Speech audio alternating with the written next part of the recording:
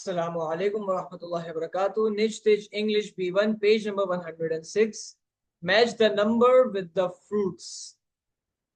اس page میں ایک activity ہے. ایکٹیویٹی یہ ہے کہ یہاں پر کچھ سپیلنگز، کچھ فروٹس کے نیمز دیے ہوئے، ان کے نیمز دیے ہوئے یہاں پر، اور یہاں پر نیچے تصویریں دی ہوئی ہیں. اب ایکٹیویٹی یہ ہے کہ جو تصویر ہے اس پر اس کے نیم کے حساب سے نمبر لگانا ہے.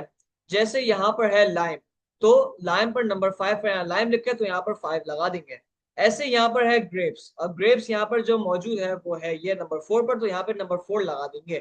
ایسے ہی باقی تصویروں پر نمبر بھی لگائیں گے. آئیے دیکھیے.